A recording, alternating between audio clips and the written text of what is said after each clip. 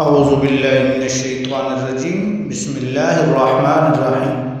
آج ہم ذکر کریں گے اللہ تعالیٰ کے پیارے پیغمبر حضرت سلیمان علیہ السلام کا۔ اللہ تعالیٰ نے حضرت سلیمان علیہ السلام کو کئی معجزات عطا کیے تھے، جن میں ایک معجزہ ہوا کا آپ کے تابع ہونا اور دوسرا معجزہ جنات کا آپ کے تابع ہونا۔ اللہ تعالیٰ نے آپ کو یہ مقام عطا کیا کہ ہوا بھی آپ کے تابع کر دی اور جنات بھی آپ کے تابع کر دیے۔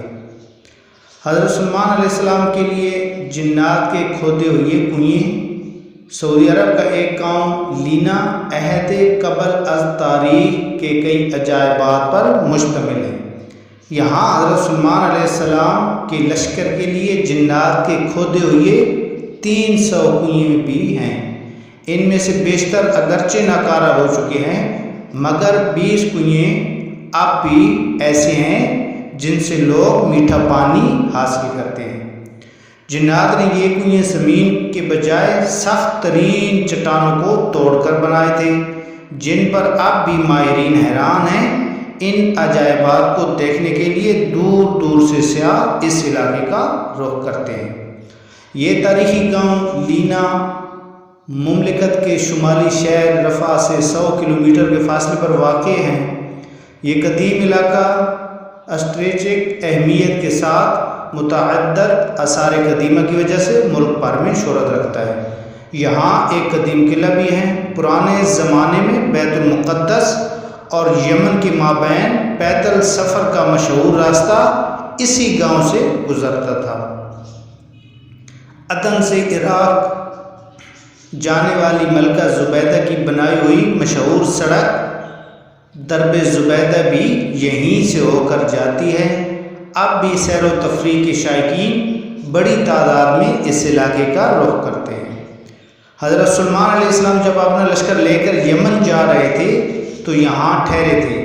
اس سے آب و گیاہ علاقے میں لشکر کو پانی کی ضرورت آئی تو حضرت سلیمان علیہ السلام نے جنات کو حکم دیا کہ وہ ہنگامی طور پر کنویں کھودیں، تو جنات نے چٹانوں پر مشتمل اس سخت ترین زمین میں 300 کنویں کھود دیے تھے۔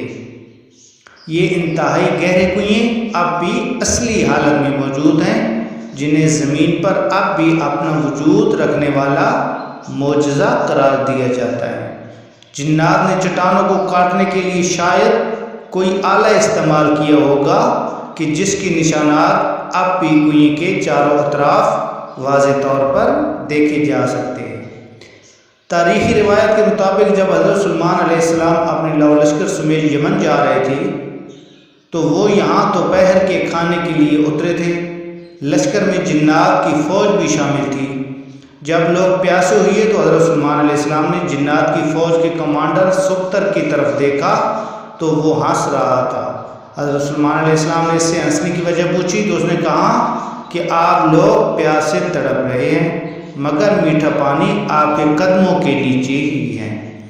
حضرت سلیمان علیہ السلام نے اس کو پانی نکالنے کا حکم دیا تو تھوڑی ہی دیر میں اس نے اپنی فوج کی مدد سے 300 کنویں کھود دیے اور سیدنا سلیمان علیہ السلام کا پورا لشکر سیراب ہو گیا۔ واضح ہے کہ حضرت سلیمان علیہ السلام کو حق تعالیٰ نے جنات پر بھی حکومت دی تھی۔ جنات نے ان کے حکم سے بیت المقدس کی تعمیر میں بھی حصہ لیا تھا۔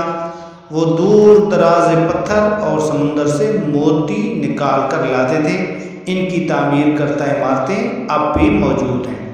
اس کے علاوہ بھی حضرت سلیمان علیہ السلام جنات سے بہت سے کام لیتے تھے، جس کا ذکر قرآن کریم میں بھی واضح طور پر دیکھا جا سکتا ہے۔